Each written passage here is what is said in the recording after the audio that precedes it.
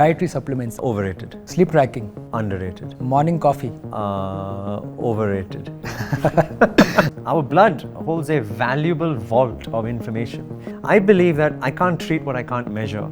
And that feedback loop that you were describing is really critical. What is biohacking? So we have an operating system. It's our physiology and our psychology. So what do we need to do to access that operating system and augment it to be a better version of itself is how I define biohacking. Hi, welcome to The Other Side. I'm your host, Dilip, an entrepreneur and an endurance athlete. In this podcast, we will explore the experiences of high-performing individuals while unpacking their mental and physical fitness routines that took them to where they are. My guest today is Dr. Marcus Ranney, a trained medical doctor from the London School of Medicine. He's transitioned his clinical practice of sick care to longevity. Dr. Marcus has served as a medical officer at NASA and British Air Force. He has trekked Mount Everest. He has gone across the Arctic. He's a keen ultramarathoner and an entrepreneur and a parent of 2 kids. It's a lot to explore his other side. Let's get to the podcast. Marcus, thank you for taking time and finding the time to sit together with me. I know we've been talking about this for a few months, but we're finally here together. It is. I wanted to ask what was the conspiracy theory behind not happening, but finally we made it happen. I want to get started by asking, between flying aircrafts, doing endurance activities, being an entrepreneur, an author of a book, which has been the most satisfying role what you've done so far? Being a dad. Wow. Okay. Hands down. Hands down. I think for everyone watching who maybe has a small child at home, I know you and I were on the same journey together. It's I don't think there's a greater sense of purpose, right? And it brought the point home when I became a dad for the first time. It sort of brought the point home in terms of why we do what we do, and this whole idea of legacy, taking care of the planet and just leaving it behind a little bit better than you found it, I think is just so important. And I have channelized that into my workspace to try and make the world a healthier space for my children, and other people manifest it in other ways. So which has been the most challenging role to do? I think entrepreneur for sure. Not something they taught me at med school, even though I spent so much time there. I sort of describe my career as having these 3 phases, which is a bio geek, a frustrated physician, and now an excited entrepreneur. I still have a sense of excitement and optimism, but it does need a thicker skin to take the beats from what happens. But it's important, right? And especially for what I wanted to do, entrepreneurship had to have been the vehicle to try and create this and manifest it for other people to have impact. So, yeah. Imagine if you were invited to your son or your daughter's school. Right. And you've been asked there to introduce about yourself, about the work you have done and what you do now. How would you summarize and give a professional intro about yourself? Wow. Okay. I have spoken at my kids' school, but luckily they didn't ask me to do this piece. I would say that I'm a student of biology. I absolutely have been in love with the human body the minute I realized that one can learn more about it. And what I've tried to do is in my career is continue my own journey in terms of learning, but now increasingly make that accessible and available for other people around me. So whether it's the work I do in the field of high performance and working with athletes to be better versions of themselves, whether it's the work I do as a physician with patients and individuals, helping them to be healthier versions of themselves, or whether it's even now in the work that I do as an entrepreneur, not only bringing this message alive, but most importantly, democratizing this into a technology solution to help create impact for other people. The central thread is always this idea that the biology of the body is amazing, and how can we each fall in love with it in the same way that I have fallen in love with it. Excellent. So talking about the kids, you often said that your kids remind you that the smallest things in life often gets you the biggest joys. Can you elaborate? What does it mean? So I see that right when they were small, just this idea that a unique leaf, a butterfly, a ladybird, a funny shaped rock, all of these things just had a sense of awe and wonder on their face when confronted by it. And it's something we as adults forget. I don't know whether it's because of the journey of life making us harder and harsher, or whether we find ourselves more distracted and confused and busy. But we forget that the simplest things in life can oftentimes bring the most joy. And the simplicity of an evening stroll with my wife, or just getting the opportunity to play with my kids on a lawn or a beach somewhere, just the really, really simple things, intangibly more valuable than anything else. Yeah. So on the days you're not able to do that, Yeah. what makes you go back with this thought that you can get back all those opportunity losses you're doing of not spending those quality time, although you might be doing or you're pursuing something which is for a long shot. So what's your mental model which makes you stay put of not getting through what you want, but doing other stuff which eventually you think you will get back? I think the first thing is around constructs. So can one design an environmental construct that allows me to do more of what I want to do? So as we were discussing over lunch, when Raina and I became pregnant the first time, I decided that, I wanted to spend more time at home. And so I've been working from home for a long period of time. And I just certainly want to keep doing so until both of them are off to big school. But that allows me to be around, right? Even when I book flights nowadays, I book a flight where I am there to drop them to the bus stop in the morning, or at least make sure that I'm there when they wake up and start getting them ready. And I quite often try and make sure that I'm at home before they have to go to sleep. So it's these simple things which come through later on in life, perhaps for many people, but the simple things where we can design the construct to allow us to do that. Holidays, our choice of holidays have changed quite significantly now. As parents, Ryan and I, we like doing holidays which are more active, but which we can do with the kids. So whether it's skiing in winter, whether it's trekking in monsoon, or whether it's on the beach in some of the summer months. So we actively try and ensure that we're building the environment and the ecosystem around us that allows us to do that more. It's not the default option. We still have to work at it, but at least it's something that we're allowed to do more. When I see you putting a lot of your work, something which struck to me, which stood out all the time, was your hashtag GUGOGM, right?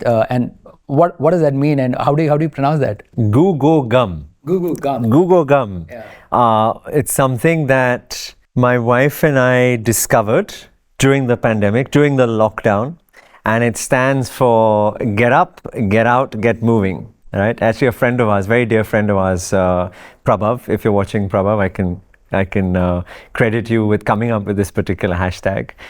So he and I just did the Ladakh marathon together as well.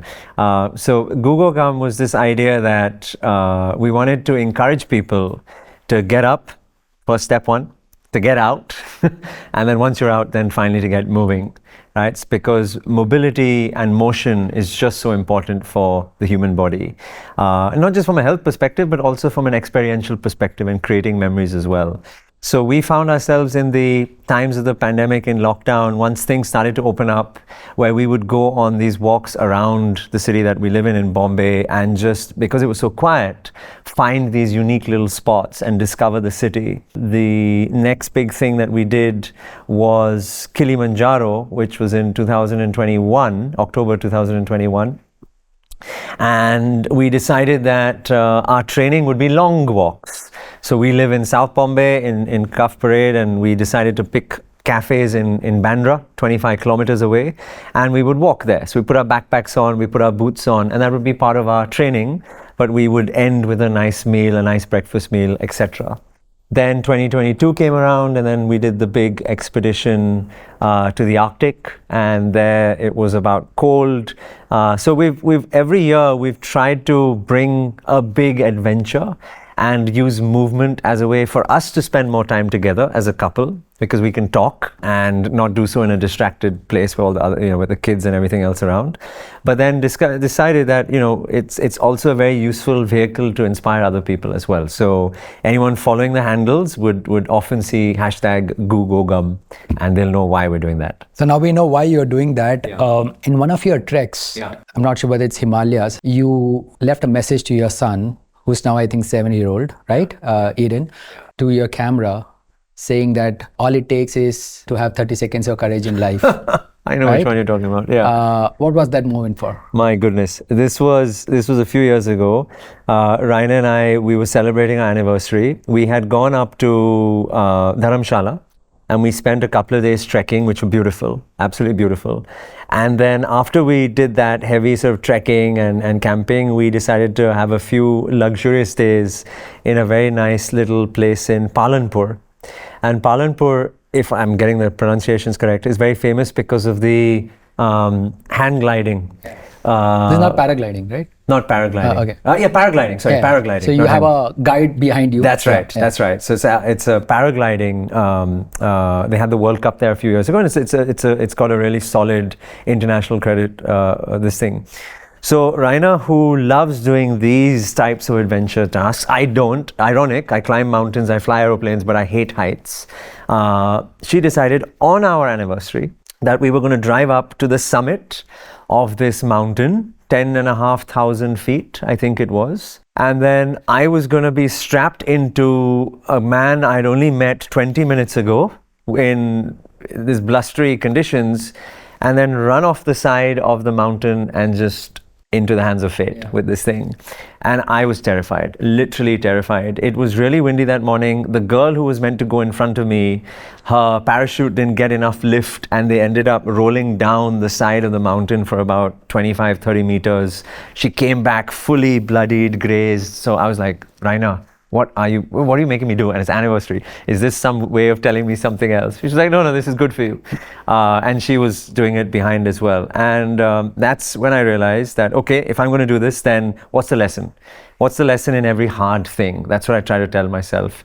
And the lesson is that 30 seconds of bravery or courage, who knows what's going to happen after that. And I had a little bit of GoPro with me.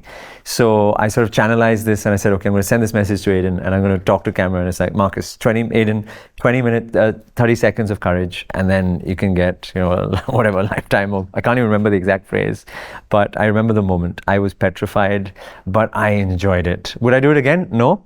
But I really enjoyed it. What did Aiden tell you? Has he seen the video yet? He's too small. I don't think he fully comprehends. And something I started to do as a dad when I became a father for the first time was every birthday, I would write him a letter. And the whole idea of this letter, which I put out there, I put it on social media as well. But the whole idea of the letter is that at some point in his years, he will hopefully have the maturity to read it.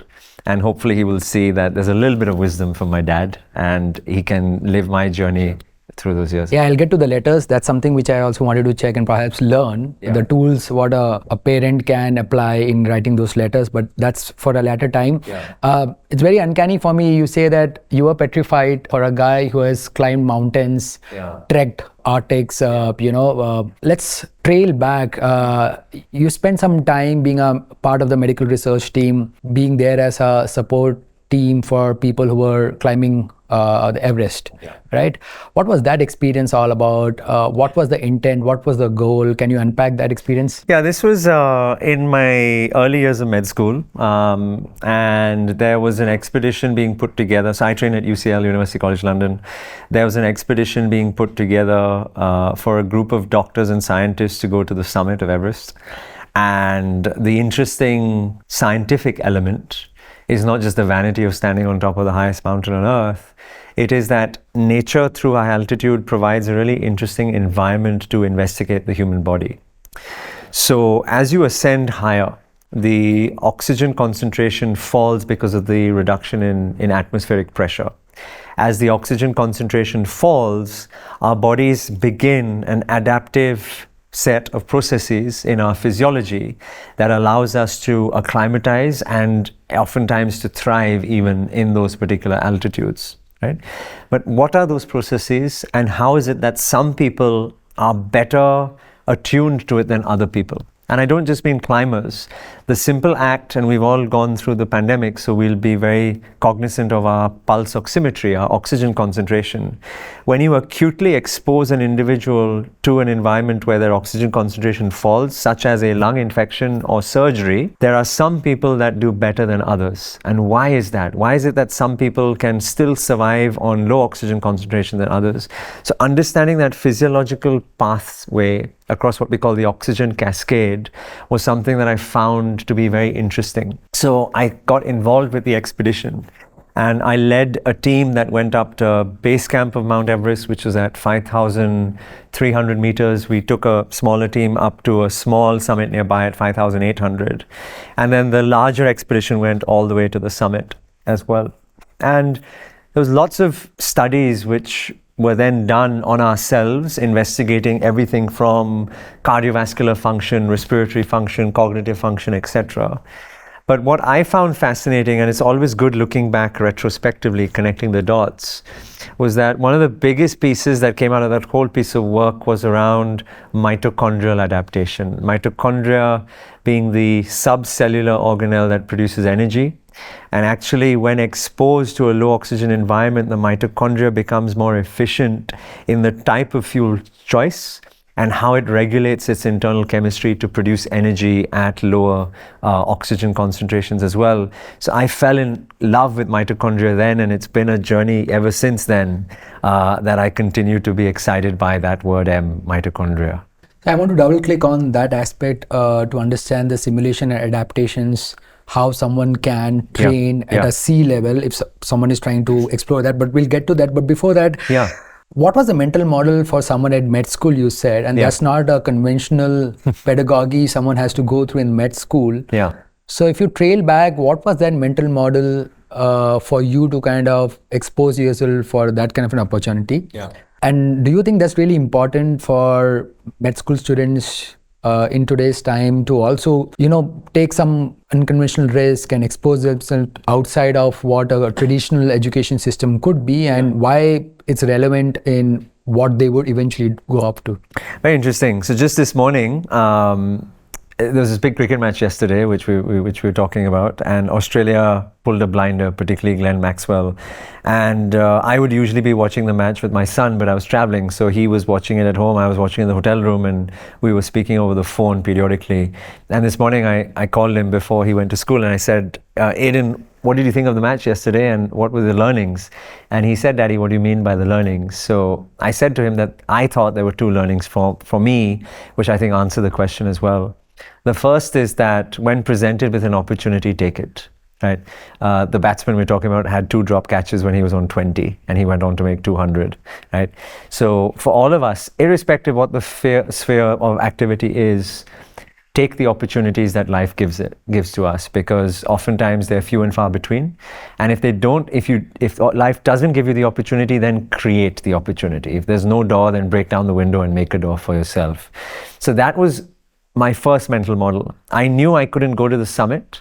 I loved the science so much. How could I still be part of this big adventure and still calibrate a journey for myself that I can weave my story and my learnings into this bigger picture that was going on? So create the opportunity. The second thing, which I was telling him about the match, was for the batsman, is back yourself, because no one else will. Right? If you fundamentally believe you can do something, then just back yourself and make sure that you do everything you can in terms of the environment and choices you make to get there. And it was the same thing with Everest, right? It was me individually at the beginning. I found a couple of friends who said, okay, this is kind of interesting, not that much of a weird, well, actually very weird, but interesting. They were spending a summer holiday. So we'll come along with you. And that snowballed. Pretty quickly, we were a team of over 100 scientists and support staff going up the mountain in monsoon, which was not an advisable thing anyway. And we had 3 tons of equipment doing all these things, and 0 pennies, 0 pounds, 0 rupees in terms of contribution, but backing myself to know that, okay, if this is something I really want to do, then who are the people around me that I can stitch together to make this happen? And then just having the self-belief that doesn't matter, people said, oh, you're going in August, the mountain is all wet, why are you going to do this? Doesn't matter that they said you're just a medical student, how do you think you can pull off such an expedition? Doesn't matter that we didn't have any money, how are we going to accrue 3 tons of scientific equipment, get it on an aeroplane to another part of the world, and then climb it up half the mountain? Back yourself to do these things. And I try and remind myself every time, whether it's a marathon like you do, or whether it's just a really difficult work problem, create the opportunity and back yourself to get there. Let's get into the physiological learnings, right? how do you think the learning what you got through that research project can be applied on an average Joe who might have aspirations or desires to maybe climb a certain elevation or get to some endurance activities, right? What simulations or what adaptations we can be looking right now, which is an outcome of your project that time? Yeah, I think what I've learned through my time with various expeditions, and as I started to stitch those stories together, and I put it out there in the book as well, At the Human Edge, was this idea that there are unique physiological adaptations that happen in each extreme environment. And we can talk about the high altitude one specifically.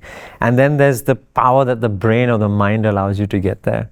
So unique to altitude is a few things. One is this low oxygen environment. So what can you aerobically do to enhance your endurance capacity to allow yourself to be better at being there, right? Now, it's very difficult to replicate or simulate that at sea level. There are new chambers where they can dial down, they don't dial down the pressure. What they do is they add more air mixture in, so it dilutes the oxygen concentration. So you can have a low oxygen simulation.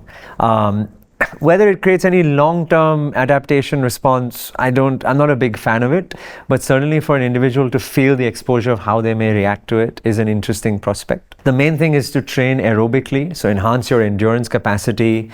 And I like to suggest to people that they do it in two mechanisms, keeping aside strength training for a second. One is the importance of good Zone 2 cardio work. Zone 2, for our listeners and viewers, is where your heart rate is around 60 to 65% of your max heart rate. You can easily calculate that by 220 minus your age. So we're 40, so it's 180, 60% of that, 130 to 140. You keep it in that zone. And what you're doing in that zone is that's where your cardiovascular system is optimally utilizing fats as its primary fuel source, and you're getting the vast majority of cardiovascular benefit of that. So 80% of time in zone 2, and then 20% of time should be in zone 5, which is at the highest extreme, 80 to 90% plus of your maximum heart rate. And that particularly, Dilip, because it utilizes a different fueling pathway, mainly pyruvate to lactate. It stresses the mitochondria to start to produce energy from that substrate rather than glycogen and glucose, and it trains it to become much more adaptive in that particular response. So anyone who's looking at enhancing endurance, these two mechanisms, 80% in zone 2 in the week and 20% in zone 5 in the week, will help enhance their VO2 max, their maximum oxygen capabilities. That's one thing. The second is around strength. So climbing a mountain and trekking, actually we can divide that, because climbing, there's a lot of upper body work, particularly with ice axes and lines and junipers, etc. So you need to have upper body strength with some lower limb support as well. Trekking is much more on the lower limb, particularly around the quadriceps, hamstrings and the knee joints. So making sure people spend time strengthening either through free weights, through practice treks, or through resistance training in the gym, very, very important. And breaking in your boots, critical, right? Hence why Ryan and I, whenever we prepare for a long trek, we do those long walks just to mentally align ourselves and get the body aligned as well. So these are two of the most effective ways of training the body to this alien environment of low oxygen, and will hopefully allow people to enjoy the outdoors that much more. Yeah, as an extension to that, I mean, you've been someone who has pursued extreme and endurance activities, like you've climbed Kilimanjaro, you've gone through Arctic, done long distance marathons at at fairly elevated levels. In the times where we live today, it's very easy for us to either be a victim of a FOMO, like because 5 people around us are doing and therefore I should do. And I see a lot amongst marathoners, right? I mean, you just start your running with a 1 kilometer and you want to do a marathon in 5 months, right? To because someone put a social media post about their climbing a certain hill or trekking somewhere, I should get down, right? And often majority of them come back with certain injuries, or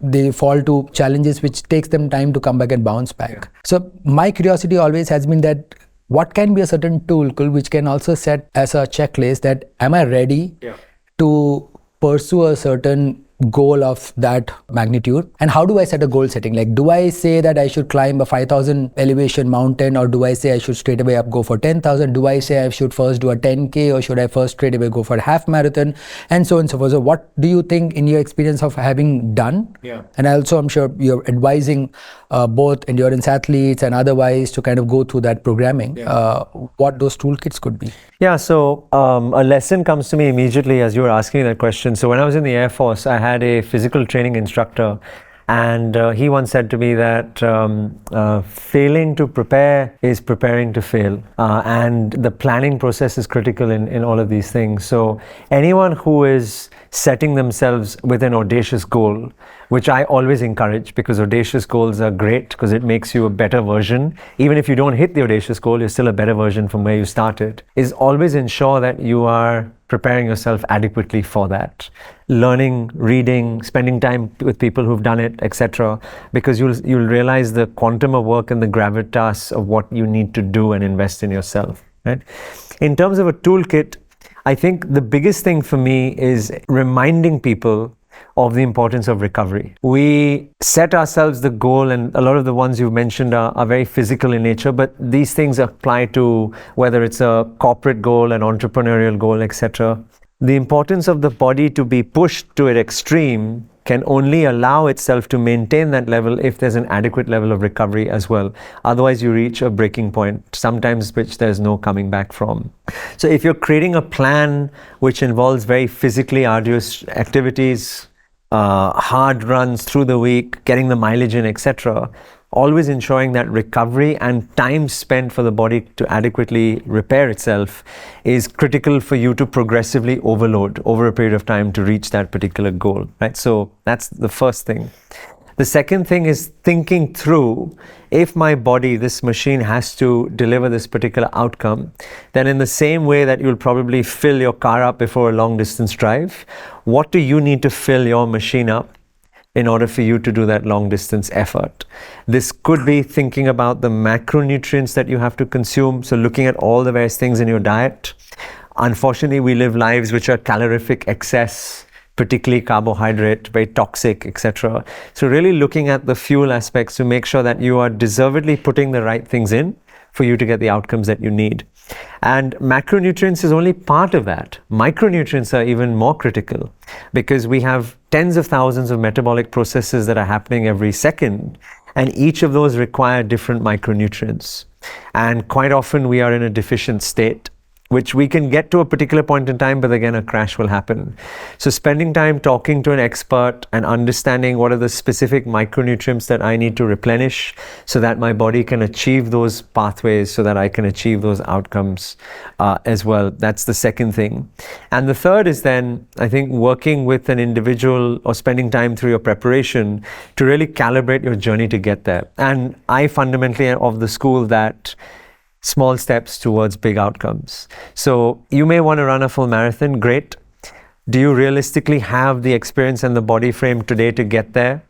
If yes, then fantastic, let's equip you for success. If no, let's not drop that goal, let's keep it, but maybe that becomes a 3-year horizon. And the first year horizon is completing a 10K, then 21 in a good healthy time, and then perhaps stepping up thereafter. And it's what I've done in my own journey, right? You know this, I've been running for 10 years, but I only got to full marathons 3 years ago. I spent a lot of time getting used to the half first, and now doing more adventurous stuff above that. So life is a journey, a long journey, and we oftentimes forget that these two themes of longevity and performance are actually in direct conflict with one another. And if you don't optimize you can over-optimize for performance at the cost of longevity. You can over-optimize for longevity at the cost of performance. Most of us, I think, want to live a life which is harmonious towards having a degree of performance, but also living healthier ever after as well. And this requires some thought and, as you said, this sort of framework approach. Yeah. What do you think has worked for you in terms of common threads of all the pursuits, what you've done in terms of extreme adventure or endurance, which has helped you anchor and continue to pursue such goals even now or in future? And we were talking about the next goal So beyond the aerobic base and strength, what is the most common thread which applies in all your training, regardless of the base and elevation, what you do? What applies in your training mechanisms when you're trying to pursue all these goals? Honestly, for me, it's more about the mental aspect. I remember the first time I decided to step up to doing a full marathon. So I play cricket at a ground nearby called the Cricket Club of India, and the circumference of that is only 500 meters. And I would do runs where I would do 30 kilometers running around the 500-meter track without music, as a way of training the brain. And there are similar ways that I've done it, whether it's for the Arctic, whether it's for Kili, whether it's for any of the expeditions that I've done, is that I find for me individually that me getting inside of my head and preparing myself for the demons and the worst case, because they always come, and knowing what to do and where my break point is and how to overcome that is much more powerful than the physical attributes, because the physical attributes are there, and it's oftentimes what we all invest or overinvest 90-100% of time.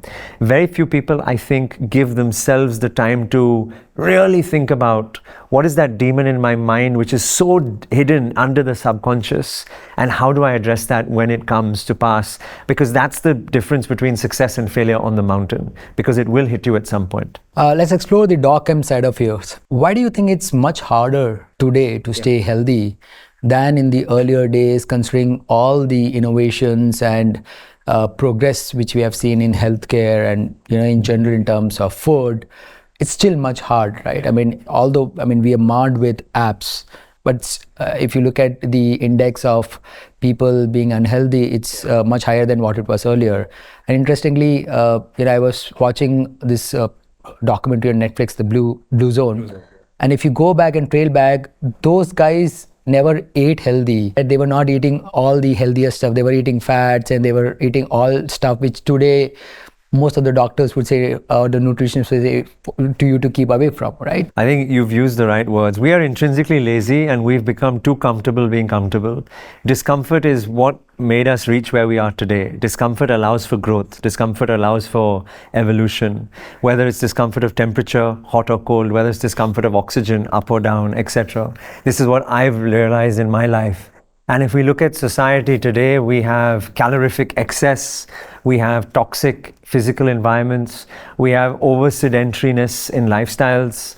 The average Indian today walks less than 2,600 steps. We have diets which are so rich in ultra-processed foods. I was telling my father-in-law this at the weekend. He was eating a box of cereal, and he said, "Oh, but what do you want me to eat? This is healthy, it's got fiber." I said, "Dad, ditch the contents, eat the box." He said, "What?" He said, I said, "You'll get more fiber from the box than you will from the contents of that particular cereal." And he laughed. But it's true. It's just the environmental systems that we've created around ourselves allow us to live life of too much convenience, and therefore we're seeing the ill effects play out in terms of our health as well. So that for me is the biggest thing, and working with individuals for them to understand that there are alternatives. It is harder to do, but there are alternatives which are simple in nature, which we can each live a long, healthy life by doing so. But is it again one of those challenging times, because there is one a spectrum of people like you who are trying to help these individuals, but they are much more powerful people, more powerful than you, who are trying to go after the same people to make them unhealthy.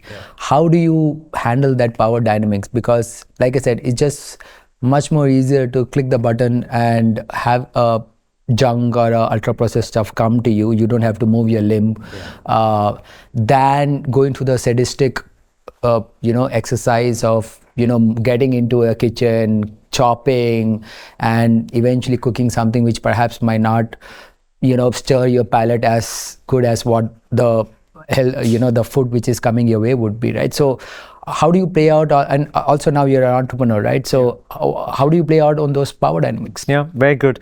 I used to think that my job in life was to change the world one person at a time, and one does that as a physician. And it's an incredible path to be able to see impact in front of you on the arc of an individual's life, and them to now have a very meaningful journey thereafter. But I read this really lovely quote, which is at some point one has to stop reaching out, in putting your arm in the river and helping people out, and actually going upstream and figure out why they're jumping in the first place, right? And that sort of took me down my entrepreneurial journey that I am today, which is that, can we use technology to our benefit? Can we use conversations like this, which can magnify in terms of impact, to reach many people out there, but do it in a way which is accessible, i.e. breaking down the complex science into simple language? Can we do it in a way which is empathetic, i.e. understanding that we all live very difficult lives and that it's easier said than done? And can we do it in a way which is transactionally almost becomes our default setting? And through this model, perhaps start to see much bigger change rippling through society. Your professional bio says you're a longevity physician. Yes. I want to understand, what does that mean? Because I'm sure when you went to the med school, that is not what you were trained for. No. And by nature, I hope all physicians are longevity focused, i.e. they want their patients to live longer. I think this is a terminology which has entered the mainstream a few years ago, which is not just about living more number of years. And there are a lot of people who talk about, I know there's Brian Johnson right now who's doing a blueprint where he wants to live for 250 or whatever he's given himself. Dave Asprey said this about a decade ago, that he wants to live to be 120. So that's not why I do what I do in terms of longevity. Longevity for me is more focused on the health span component, i.e. can I help you, can I work with you to live in a good state of health for as long as possible, because I am of the reality that we are mortal, that we will die one day. But does that decline have to be slow and filled with suffering, or can that decline actually be something which is where we enjoy the vitality of life for as long as possible, and then an event happens that leads to an acute end? So it's about living healthier ever after. And so when I say longevity physician, it's not just focused on people with specific diseases and curing the diseases. It's about catching people at the cusp of a particular disease, where we can push that out by 2 or 3 decades, because on their current path they would have got it next year or the year after, and that would have either shortened their lifespan or more likely shortened their health span very significantly. So that's what I do, and that's sort of my model of what I do in my practice, and even with the entrepreneurial venture as well. So when people reach out to you, I'm sure there are a ton who reach out to you on social and otherwise, and they're asking you a certain number, that doc, give me a number, how long I can live. What do you tell them?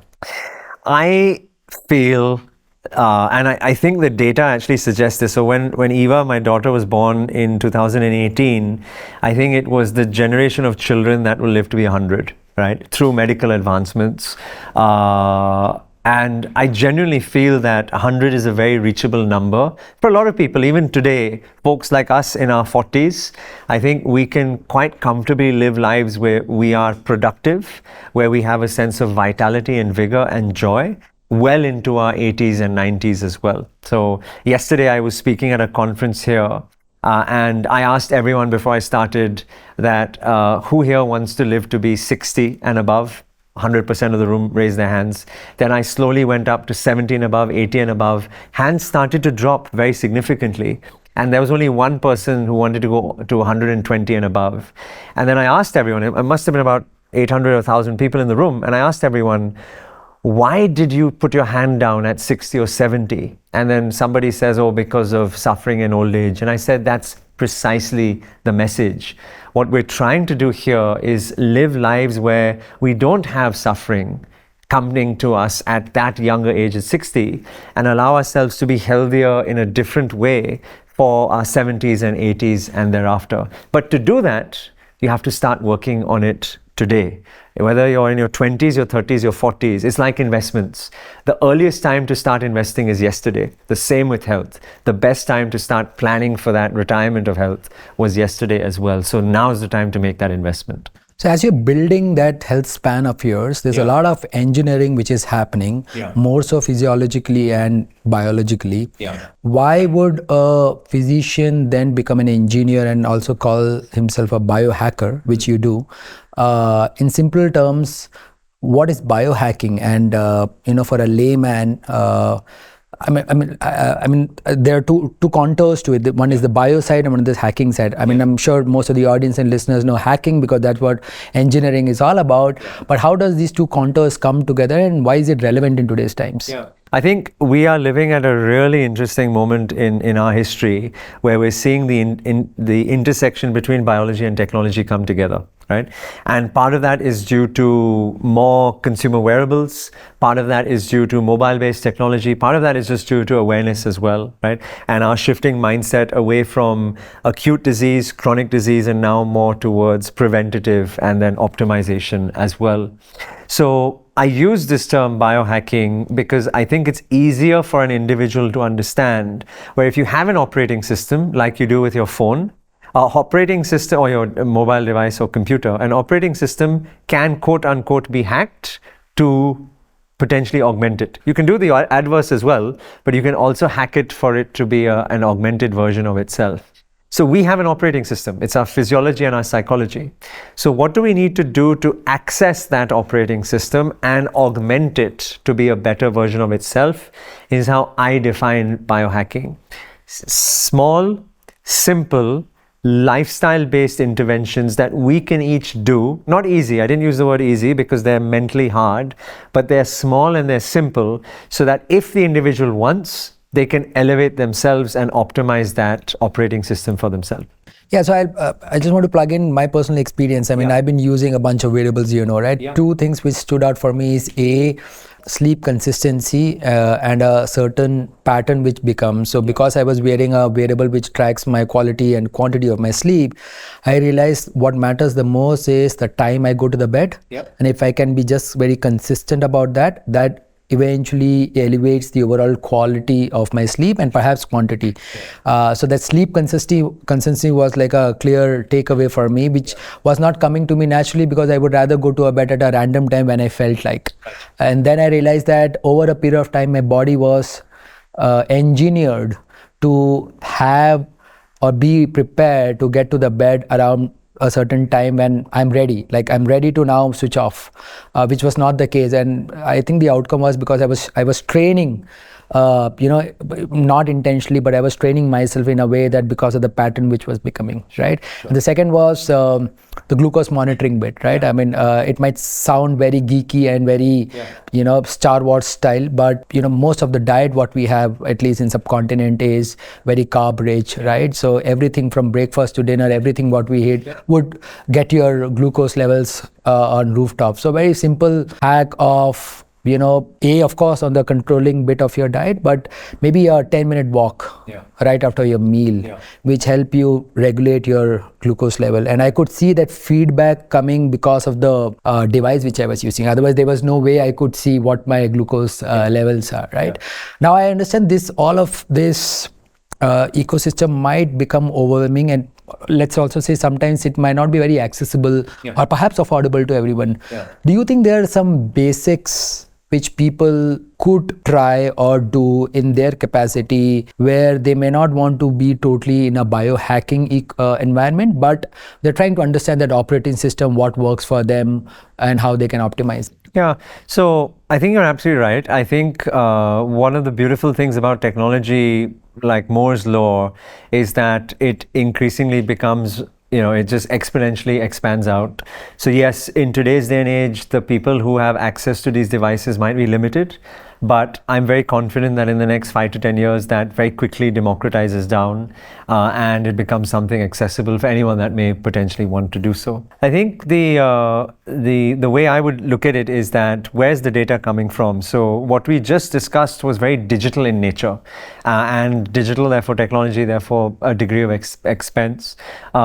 A lot of people watching this may be doing annual blood checks, which is much more affordable. And the blood tests themselves, our blood holds a valuable vault of information. Now, it might be that you're probably just doing the wrong tests sometimes. And I often have to educate individuals that if you're diabetic, in addition to just measuring your fasting glucose, and now increasingly people are doing their A1C, the HbA1c, which is sort of a 3-month window. Also, to your fasting insulin level, because insulin is a early signal to diabetes, because the resistance, you can pick up the trend line almost a decade before the incidence of diabetes. So look at that, and uric acid, because uric acid is a conversion that happens from fructose to uric acid. So that can allow the clinician and the individual an insight into, am I headed in the right direction today with glucose? Is there a longer term signal which is coming out through insulin? And is it potentially because of my high degree of carbohydrates and fructose, the uric acid, right? That's just one example. So there are ways of educating people about better choices about the blood tests that they take, because that's something which is more ubiquitous to people. And that can be used itself as a layer of data.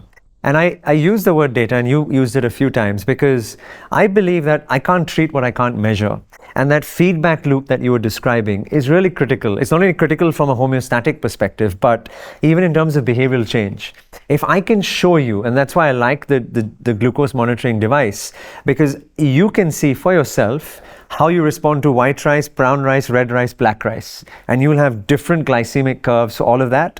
Those curves will be different if you slept differently the night before, if you've exercised and gone for a walk afterwards. And suddenly this creates a mental model for a person, and they're more likely, not 100%, but they're more likely to adopt these behaviors for themselves. So the feedback loop, which comes in a digital device, is more real time, but you can do it in bloods over a 3-month or a 6-month window. You can do it with a body scale, right? There are so many scales now which are available, and I have one at home which has got 8 electrodes, and it gives me a body composition, body mass, visceral fat, bone mass, etc. So there are so many of these different things, but the main message is, do the experiment of n equals 1, i.e. test it for yourself. But if you're doing the experiment for yourself, just try and understand, what is the one metric that I'm going to measure to see whether there has been any change. It's better than a placebo effect alone. All right, so you've used this word a few times now, preventive health and health optimization. Yeah. What is really the difference, and when do you think one should make a choice on what to pursue? Yeah. So two ways of looking at it. Either that we're sick and we want to get healthier, and then we want to get from healthy, we're sick to healthy and healthy to healthier. That's sort of one mechanism. The other is, if we just sort of chart out what's happened in medicine, we've gone from acute infections, advancements in antimicrobial surgical techniques. We then reached a world where chronic disease was the big killer. And then we became very reactive in nature to that. Then we started to adopt this word, okay, how do we prevent the chronic diseases from happening? And that's where a lot of work is going on today. The way I view it is that actually there's a step beyond that, which is, it's not just about preventing the disease, but even at a healthy baseline, how can I be the healthiest version of myself? And I heard this really lovely quote recently, which is that performance is about elevating the ceiling, longevity is about elevating the floor, right? And so whether it's your muscle mass, whether it's your endurance, whether it's your recovery capabilities, elevate that to a level that keeps you there for as long as possible, so that that arc gets pushed out for as long as possible. So that's how I sort of use these words, preventive and optimization. Yeah, right in the beginning you said you have some love relationship with mitochondria. Right. All right, Obsession. Obsession. All right, I'm not sure if your wife would be happy to hear that, but can we break it down for an average person who doesn't probably read much about science, or maybe not be following a lot about what is mitochondria, and why is that really an important aspect one should really look out for? Yeah, and maybe this gives you an insight into my geekiness, because when I was in med school, I think some of the best things I've done in med school, but when I was at med school for Halloween, I created an avatar of myself called Captain Mitochondria, and I had all this weird stuff around it. So that's how geeky I am. Mitochondria, about 2 billion odd years ago, in an ocean, 2 single cell organisms came together. Unlike every other reaction where the larger engulfs and consumes the smaller, this time around a symbiotic relationship was created. The bigger one providing protection, the smaller one creating energy for the bigger one to grow and thrive. And this was the beginnings of a beautiful relationship that we now see, that has allowed us to become truly multicellular organisms. The mitochondria principal activity is to produce energy. It produces energy in the form of ATP, adenosine triphosphate, and it does so by consuming fuels. Those fuels could be protein, carbohydrate, and fat. It enters into its double membrane inside of its structure, and it has a molecular machinery called the electron transport chain, which basically creates these little currency molecules of ATP, and that's critical for everything. We would not be alive without energy, right? Every cell requires it. So that's the role of the mitochondria. I fell in love with it. The obsession began on Everest because I started to look at it from a performance perspective. Mitochondrial optimization for peak performance in athletes, in climbers, etc. The reason I'm equally obsessed with it today, almost 20 years later, is that mitochondria dysfunction is one of the 12 hallmarks of aging, and I think it's in the two or three most important aspects. Why that is the case is because for every cell to do its job, it requires energy. The minute the cell is devoid or deficient in energy, it becomes sluggish and it starts to lead down a pathway towards inactivity. Whether it's the pancreas, whether it's the cardiac myocyte, whether it's a cell in the brain, if energy production and supply is not matched, it starts to lead to dysfunction. And so we are seeing today in the longevity sphere, increasing attention being dedicated towards understanding the mitochondria, not just from a measurement and a diagnostic capacity, but also potentially from a therapeutic and an interventional capacity as well. It's why I dedicated the last chapter of my book to mitochondria as well. And even in our small world at Human Edge, we're beginning to do experiments with marathon runners, with high performance athletes, to try and understand their mitochondrial function today so that we can fuel them better, to optimize, and that we can train them better so that their mitochondria becomes better at burning certain fuels on game day as well. How much of this optimization of, like we have established that it's a very important energy source for you, right? For us, how much of that optimization can be done to everyone right now? Not really, let's say not someone who doesn't have access to get into a performance lab or an expert. What can they do to optimize their longevity and their performance? In performance could just be at workplace, they're alert, being more aware of stuff are happening around, or maybe any athletic pursuit. So what optimization can people do at home? No, absolutely. The core basics of eat, sleep and move are applicable for every single one of the 8 billion people on earth, and all of that will influence the mitochondria, right? In terms of the two types of endurance training that we spoke about at the beginning of your pod, which was around zone 2 and zone 5, both of those affect the mitochondrial adaptation in very specific ways because of the choice of fuel and the length of time it has to burn that for. So anyone listening in, if they can get 2 or 3 workouts in a week, which are 45 minutes to an hour long, where they're in that zone 2 state, and get maybe 1 workout a week, which can be as short as 12 to 15 minutes, where they're in that zone 5 state, they will be training their mitochondria towards longevity adaptation, right? Micronutrients. So we're living in a world where quite often we're deficient of core micronutrients, vitamins, minerals, and cofactors. And the mitochondria rely upon these things because its own molecular machinery requires that. So making sure that you're eating or consuming micronutrients to supplement yourself, anyone out there, they can make their mitochondria more efficient. And then even the aspect of the choice of fuel. So days when you're consuming carbohydrates versus consuming proteins or fats, and how you use that to the advantage. Because the interesting about fat oxidation is it produces ketones, and ketones is a very pure fuel source. So I know there's been a lot of fad diets recently. I hate that word, but the keto diet, which became very popular, which is primarily this idea to limit carbohydrate and expand fat and protein. What's nice about this eating technique is the limitation of carbohydrates allows for more ketones to be produced. So the point is very valid that everything we're talking about today is not limited to the lab or for that person at high performance.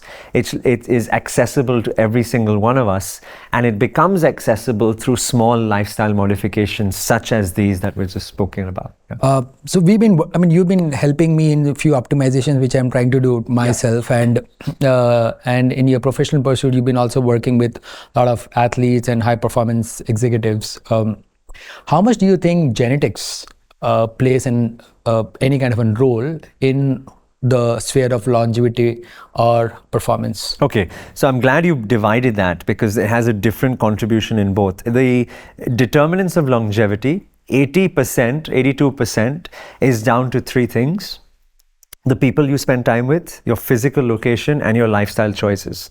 18 to 20% is the remaining, which comes to your genetics, i.e. the genetic code that you carry.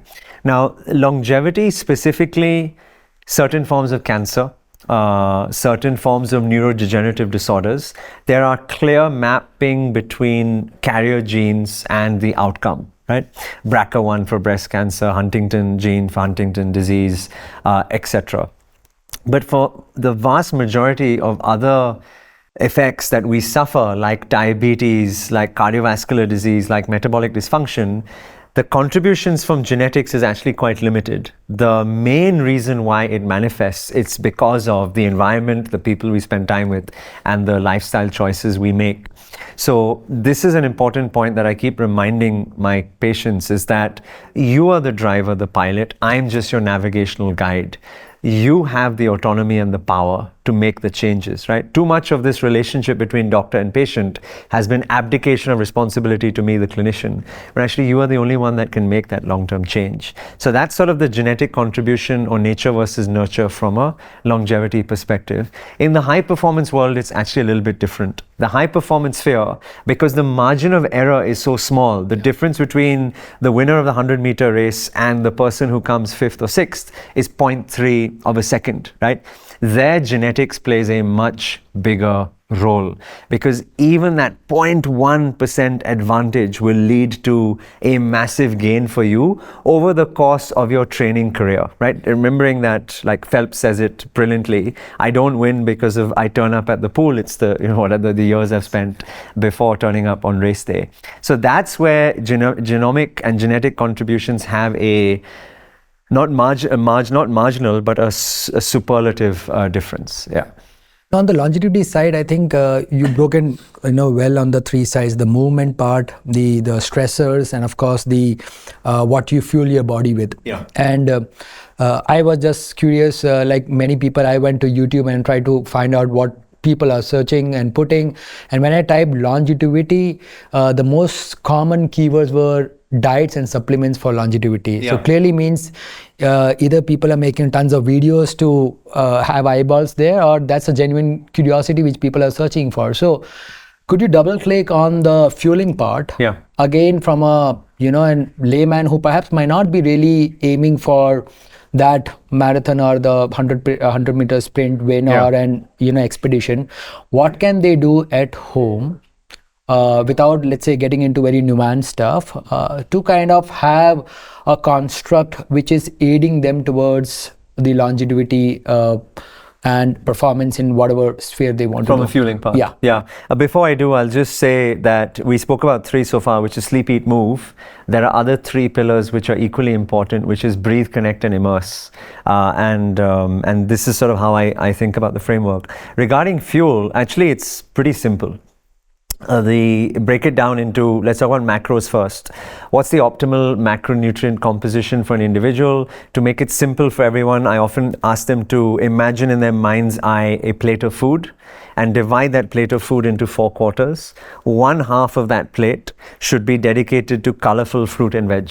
Lots of fiber, lots of micronutrients in there, which is great for the gut and for ourselves. 1/4 should be dedicated to protein. They can choose whether it's plant or animal.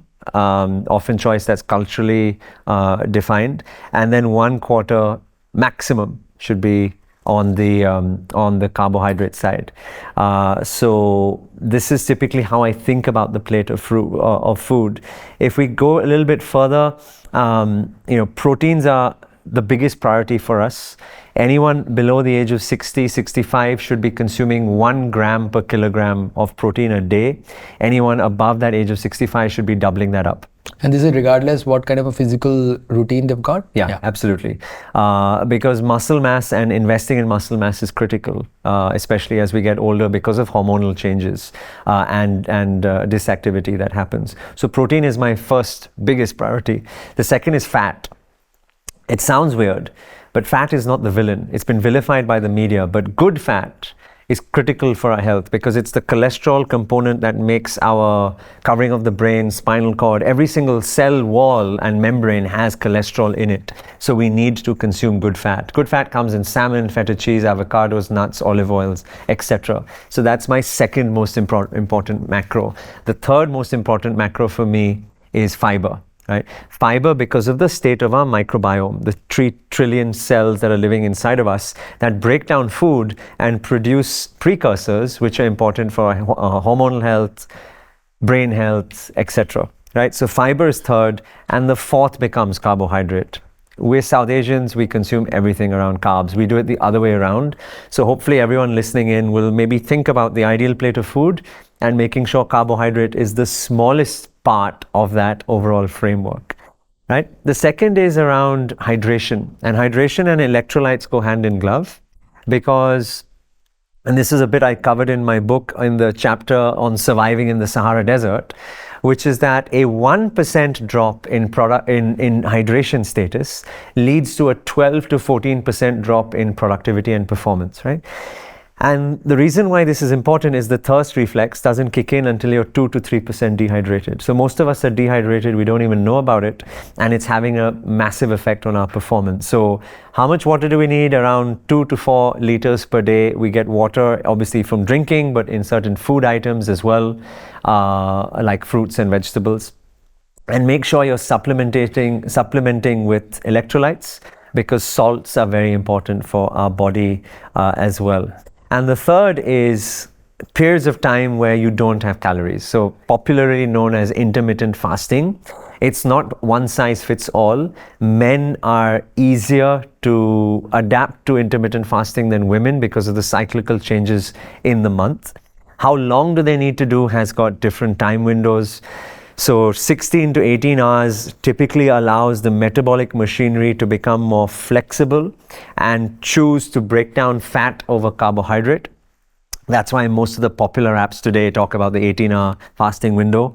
If you're able to go further, which is a 24 to 36-hour window, this is this concept of autophagy, autoselfage eating, cleaning up, recycling the inside of your cells, broken protein molecules, etc., and cleaning the mechanism to your advantage.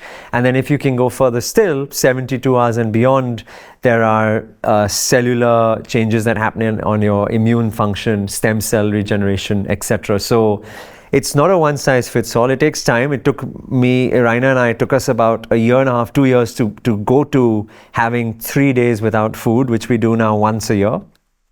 Once a week, I do a 24-hour fast, only water.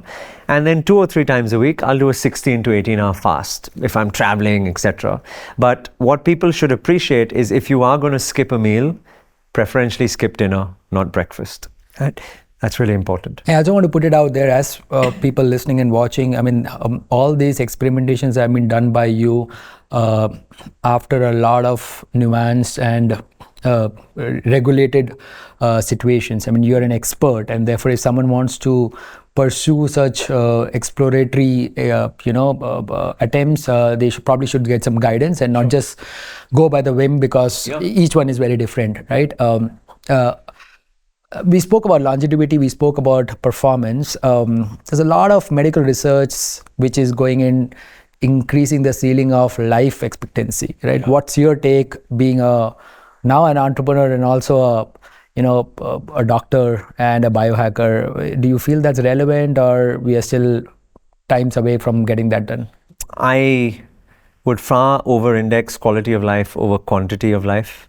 Would I preferentially like to live a life into old age? I would, only because it will allow me to collect more memories, spend more time with my kids, and spend more time with my wife, and just do cool stuff in life, right? I'm not greedy. I think mortality is an important lesson for the human being, and it when faced with it, it'll allow us to think about things that we don't think about on a day-to-day basis. So I'm not a proponent for immortality at all. I think that there's a reason why it is there, and it'll allow future generations to build better on what we are leaving behind, right? So that's my personal viewpoint on how I think about this. Yeah. So human age, the company, what you're building out now, as an entrepreneur, why is it relevant today? What excites you to be at it and keep working on it? Yeah, I think there are a few things why I got excited about it. The first is, as you said just in the disclaimer right now, we live in a world where content is so freely available that anyone can go online and they will be suggested by a quote-unquote influencer, everything from a psychedelic mushroom to a cold shower and everything in between. And we don't know what works and doesn't work. So Human Edge is a vehicle to try and break down technical science, but provide it in a prescriptive way through these small lifestyle interventions based on your data, i.e. collecting information, whether it's blood, whether it's digital, whether it's something more fancy, but creating a feedback loop so that we can tell you what you should be doing based on your own unique biology so that you can live better through that process. So I started Human Edge as a very sort of services heavy, solution focused entity, and I thoroughly enjoy that because I get to work with cool people like you and tons of other people around the world wearing my clinical physician hat, which is where I get a lot of joy. But for us to reach the sense of ambition which the world deserves, it requires a democratized capability, and that democratization can only happen through technology like it's done in so many other sectors. And now with biology and technology coming together, we are creating that particular vehicle where the consumption of biological data through a digital intelligence layer can lead to a prescription which closes the loop for an individual and hopefully allows many, many more people to live a journey healthier ever after. Because you are at a vantage point where you know what works and what doesn't work of data, I thought I'll ask you in simple terms, what is overrated and what is underrated, right? Okay. So you just have to say if it's overrated or underrated. Dietary supplements. Okay, this is like a rapid fire. It is. Okay. Because you have the data, you have seen through, right? Dietary supplements, overrated, underrated. Overrated. Sleep tracking. Underrated. Glucose monitoring. Underrated. Morning coffee. Overrated. 10,000 steps a day. Overrated. Intermittent fasting. Overrated. Longevity. Underrated. Okay. You written a beautiful book, At the Human Edge. Why should someone go and pick it up and read? At the Human Edge is a labor of love. I wrote it for my children. I started writing it when I found out that we became pregnant for the first time. And hopefully you see a thread here, which is, for me, it's about fatherhood, right?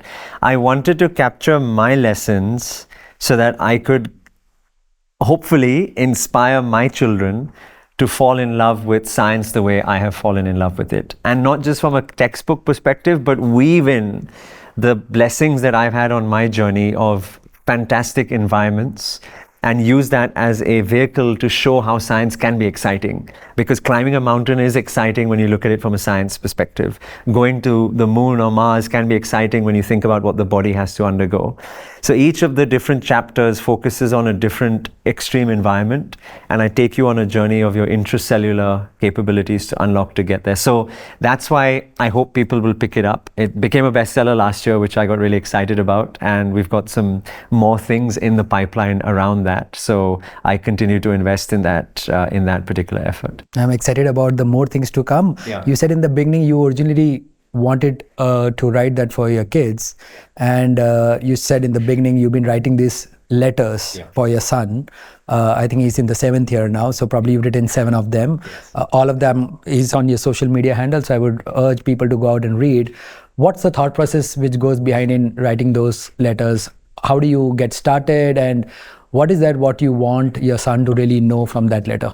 It was a combination of a time capsule, but also the opportunity to provide some context to that time capsule. So I wish I had discovered a time capsule when I was a child, because I would have genuinely, I think, enjoyed seeing stuff from the past.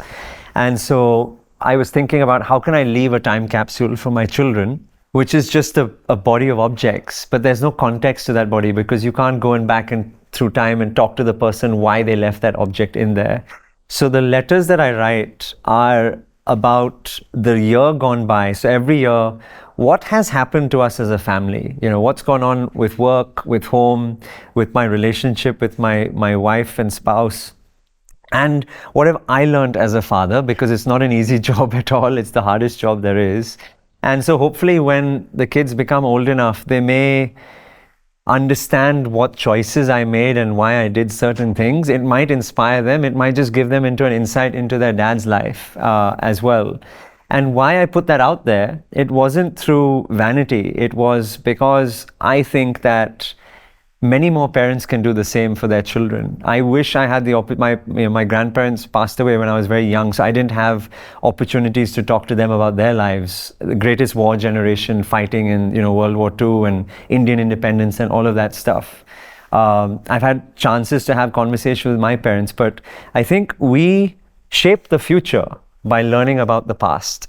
And this was a tiny way of just providing that context to my own family. So that's why I do it, and that's why I continue to enjoy doing it and put it out there so that people might be inspired to do the same for their small families as well. No, for sure. I mean, it's a very beautiful investment as a parent, and it's a great toolkit as well, which I'm hoping to pick one for myself and start doing that. Yeah. You've been working with elite athletes of all level. What is the common thing you see what they're also not doing, and non-elites, let's say an average Joe, is also not doing, and perhaps is a common challenge for everyone, which you are also trying to fix for them? Wow, I think the single biggest thing that there is an underappreciation was, which you spoke about in the quick fire, was sleep. I think too few of us invest properly in sleep. Sleep, the environment, sleep, the routine, and sleep, the process as well. And so many different things can help improve that. Simple things, temperature of the room, stuff we've spoken about before, right? Keeping the temperature of the room cold, having a blackened room, keeping the air quality pure, supplements like magnesium or theanine or ashwagandha, warm showers, gratitude journals. There's so many sleep routines like you're doing for yourself as well, right? So many things that unlocks. And sleep is, I think, again, people think about sleep as the downtime. It's not, it's the uptime. It's where the body becomes a better version of itself. Yeah. If you're given a superpower to solve either longevity or performance, what would you pick? Wow. Longevity. Yeah. Why is that? Is that a hard pick to do? It was a hard pick because the conflict in my brain was about the passion that I have for me as an individual, i.e. the performance side and wanting to do great things, and the passion that I have for society as a whole. And again, it's not that I think society will live 120 or more. It may very well do. Medical advancements are there. But I'm more passionate about allowing people or facilitating them to live healthier for as long as possible. So that's why if I could solve one problem, it would be to minimize suffering through comorbidities and chronic diseases and extending health span and living healthy ever after. Okay, I'll make the next one much easier if that was hard one. If one longevity exercise you want to do between either choosing to spend time with your family outdoors or doing a solo trek to Himalayas, what would that be? I have to pick one? Yeah. I thought it's easy. It's very hard because there are unique experiences of both of those things. Yeah. So I would, if I look at my time spent, I spend plenty of time with my family and we do a lot of outdoor stuff. I spend a little bit of time doing stuff individually, but I need that. I think we all need alone time to grow, to discover ourselves, to push our limits, to understand our breakpoints, and to come back much better for that. Yeah, so it's solo trek to Himalayas. Yeah. I hope Aiden, Eva, and Raina allows you to do that soon. Yeah. What's next in the endurance bucket list for #GUGOGM? For GUGOGM, we actually have something really exciting, but I don't think I should mention it right now. It'll come. We like to keep it a little bit under wraps and then create a little bit of noise nearer the time. So definitely something happening in 2024. Yeah. So everyone watch this space. All right, perfect. Marcus, it's been a pleasure. Thank you. Knowing about your other side, very exciting stuff what you're doing, and I continue to be excited, and thank you for the time you spend with me in educating and guiding me in what I should be doing in my health health optimization. So this was fun. Thank you. Thank you very much, Dilip. Thank you. Right. So that was Dr. Marcus Ranney. You should check out on his social media handles. I'm going to link it on the YouTube channel if you're watching, or any of the audio platforms. Reach out to him for any guidance. He's available. He's very kind to let you know what you should do, or perhaps more importantly, what you should not do. If you like this, send in some feedback to me. You can reach out to me via the comments on YouTube or LinkedIn, Twitter. Would really appreciate how I can get better. That's it for now. We'll get to you on the next episode with another high-performing individual trying to explore the other side. Thank you and see you soon.